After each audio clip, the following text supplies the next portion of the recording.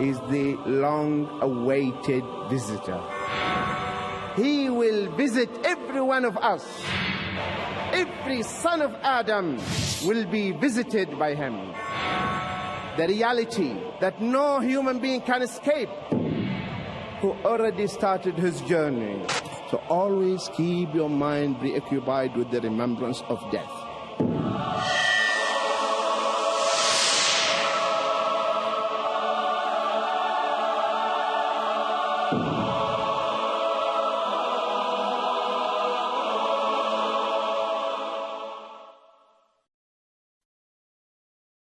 Allah subhanahu wa ta'ala said, تبارك الذي بيده الملك وهو على كل شيء قدير الذي خلق الموت والحياة ليبلوكم أيكم أحسن عملا.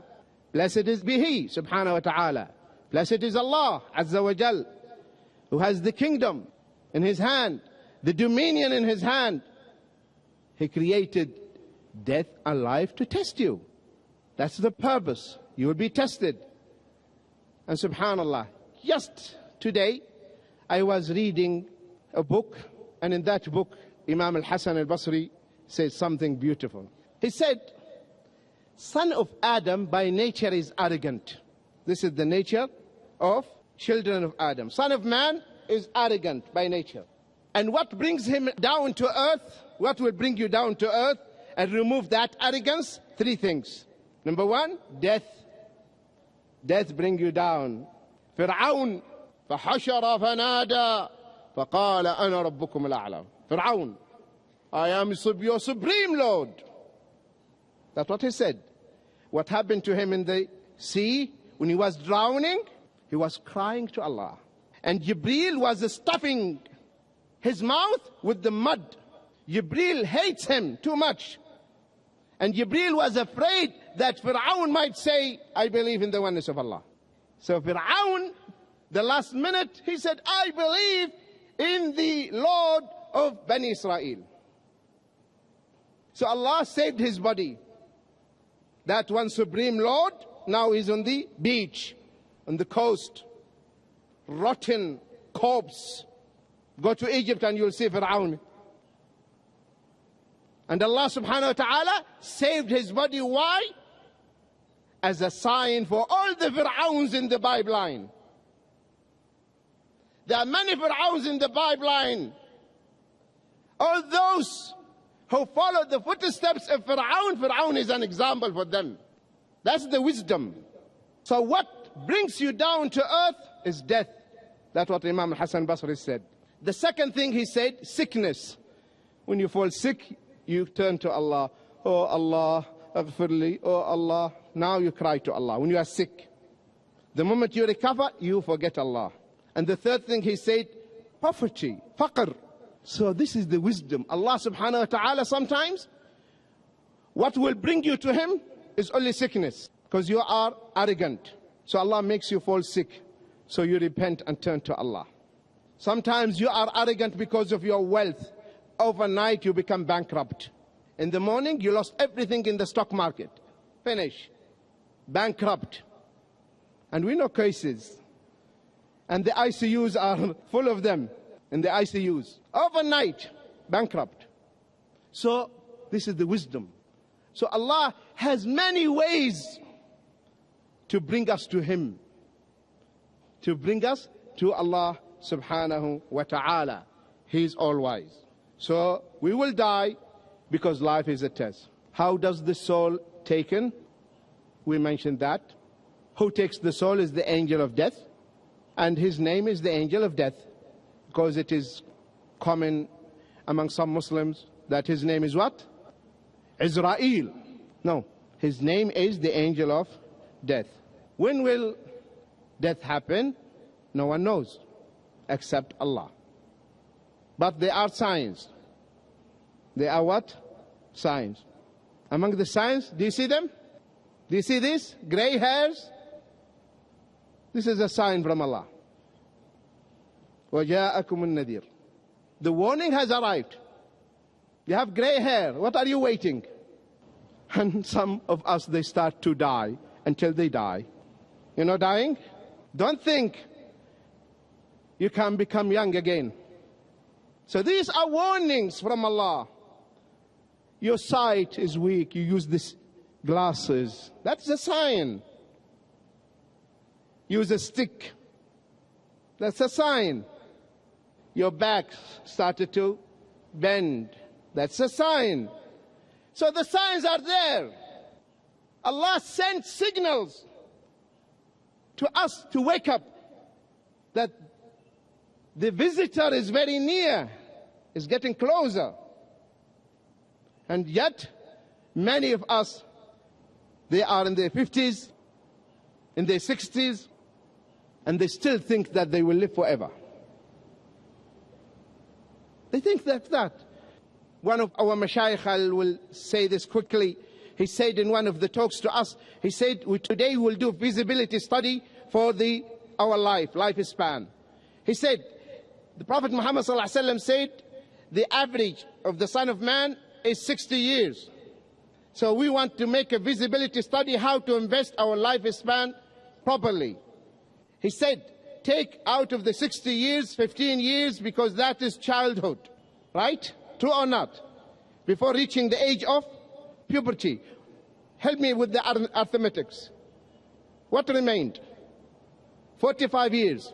Right? How many hours you sleep per day? 8 hours average, right? That is 1/3 of the 24 years, of the 24 hours. So 1/3 of 45, how much? 15 years. 15 years and 15 years, how many?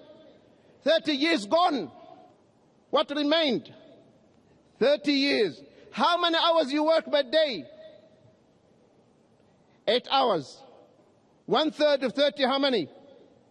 10 years. What remained? 20 years. How many hours for eating and drinking? Help me. I don't want you to laugh. I want you to cry. 20 years left. Only 20 years. How many years for eating and drinking? 5 years? What remained? 15 years. How many years for social gatherings and entertainment? And tell me, give a figure quickly, please, brothers and sisters. 5 years? What remained? Subhanallah. Allah has given you 60 years to worship Him. 60 years. And only 10 years are they for the ibadah? If we are now in our 50s, in our 60s, what are we waiting? What are we waiting for? We have to dedicate our lifetime for the ibadah. Getting ready for death. We are absolutely absorbed into this life. And this visitor will knock the door any time. May Allah Azza wa Jal forgive us.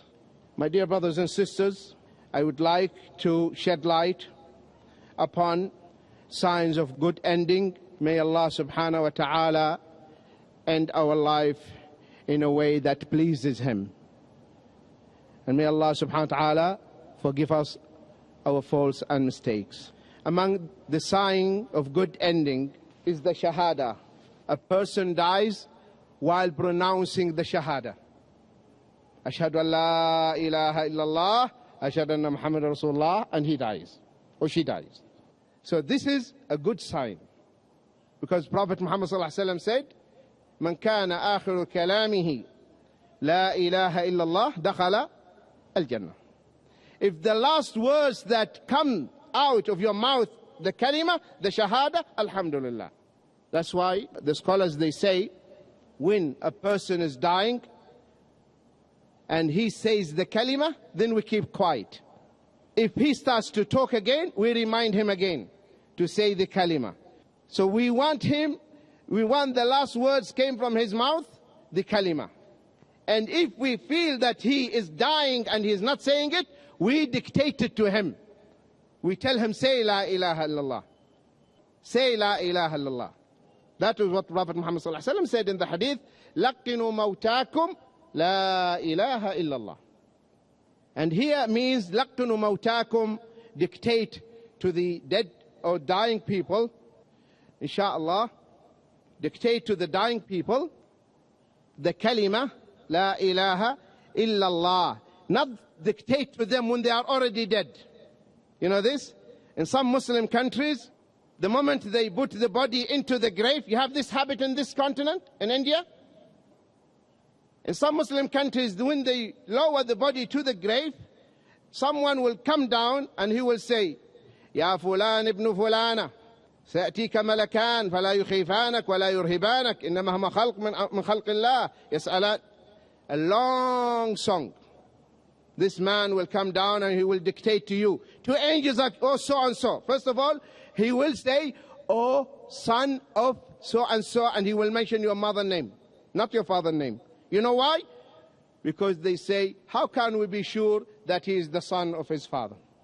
But we are sure that he is the son of his mother. That's number one. So they come down and he will tell you, two angels are going to come. If they ask you, who's your Lord? Say, my Lord is Allah, my Prophet is Muhammad, my religion is Islam. That doesn't help. If you are not living your life according to what Allah said and what His Prophet ﷺ said, you will not be able to answer the questions in the grave. You will not be able to do that. You will not.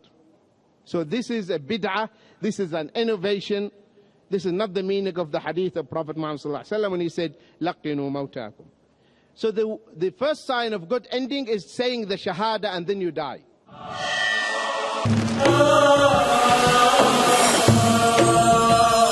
Peace TV, the solution for humanity.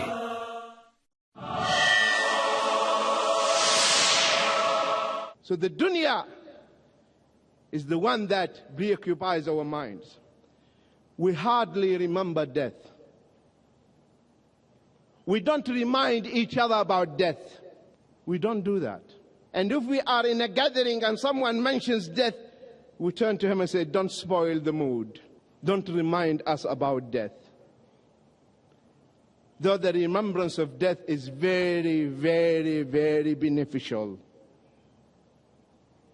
Prophet Muhammad sallallahu alaihi wasallam, he said, "Akthiru min dhikri hadhim al-ladhat." This is the advice of Prophet Muhammad sallallahu alaihi wasallam. Always keep remembering death. Always. Because there are a lot and many benefits in remembering death all the time. What will stop you from committing a sin? Death. When your nafs tells you, wow, look at this beautiful lady.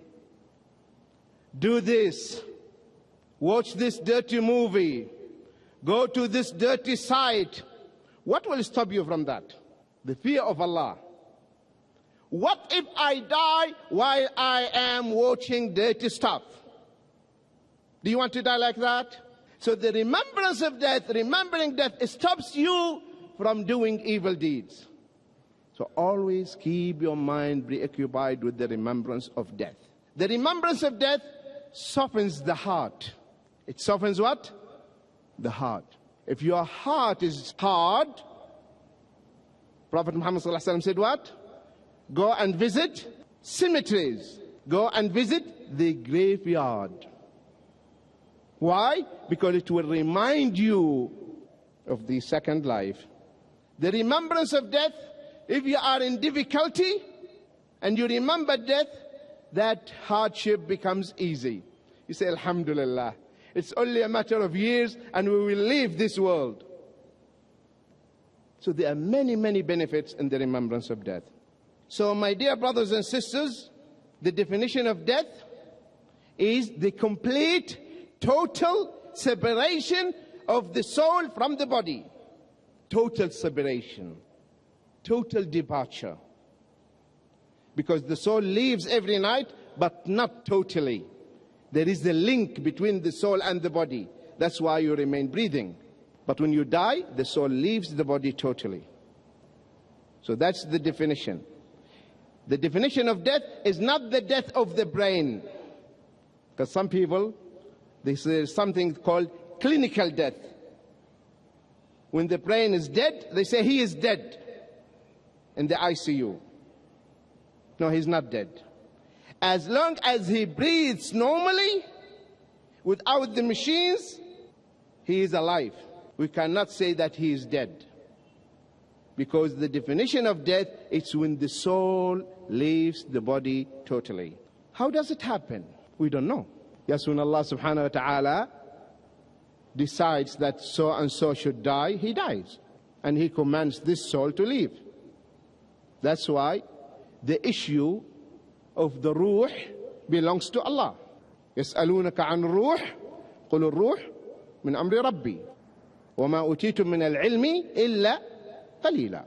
So they ask you about the soul. Say the knowledge of the soul belongs exclusively to Allah. No one knows. Anyone who says the soul is like this, like that, he will be speculating, guessing. Because Allah subhanahu wa ta'ala did not tell us about that.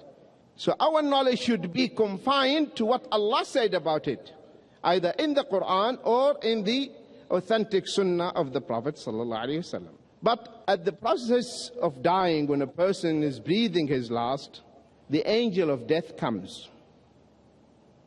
The angel of death comes and he addresses the soul. The soul is here in the body. We don't know which part of the body, but it is in the body. And he starts to treat it. And subhanallah, the beginning of the death or the dying, when a person is dying, numbness. The organs start to feel cold. Legs become cold. And you can feel it. You can see that now this part is cold, this part of cold, and it goes up and up and up and up until it comes out. Because at that moment, it is the angel of death who is trying to take this soul out. May Allah make our deaths easy. Amen. Because he is going to address the soul. Ya ayyatuha an-nafs al-mutma'inna. Oh, you reassured soul. Come out, come. Which means the soul understands. Because the soul, according to Kitab and Sunnah, it is something material, something tangible. So the angel talks to the soul, and the soul of the mu'min will flow easily. May Allah make our death that easy. Ameen. And the soul of the kafir and the soul of the hypocrite, when the angel of death says, come out, it scatters in the body. But the angel of death will trace it and catch it and pull it out. And Prophet Muhammad ﷺ said, it will be like if you have wet wool, and there is in this wet wool, there is a thorn, and you try to pull out the thorn, which has sharp spokes. What will happen? It will remove part of the wool. That's how the soul of the kafir and the hypocrite will be pulled out. So when the soul comes from the body, as Prophet Muhammad ﷺ said, the sight will follow it. Which means, as some of the ulama say, might come out through the mouth, because the sight will be doing like this. So the soul is going up. Going where? Up to whom? So where is Allah? Where is Allah? Up. So the soul goes to the Creator, goes to Allah, Al-Kabir Al-Muta'al, Ar-Rahmanu ala al-Arsh istawa. That's what the soul goes to, Allah. The soul doesn't go to the right or the left. Goes to Allah subhanahu wa ta'ala. Now, why should we die? Allah subhanahu wa ta'ala, who brought us into being and who created us, for a wisdom, divine wisdom, for sure. And that divine wisdom is to worship Him subhanahu wa ta'ala. So life is a test. Allah created us to be tested. And Allah cannot be questioned. And I really feel very sad when I hear some questions of Muslims. They ask about the wisdom. Why Allah said this? Explain to me this. First of all, we have to admit that we have our own limitations, and Allah cannot be questioned. Who are we to ask, to question Allah? Who are we to question Allah? When subhanallah, in our daily life, when I go to a doctor and he prescribes for me a prescription, medicine, I just take it and take it to the pharmacy. I don't argue with the doctor. Do you argue? You don't argue with the doctor, because the doctor knows, after he diagnoses your disease, he knows that this is the proper medicine for you. You don't argue.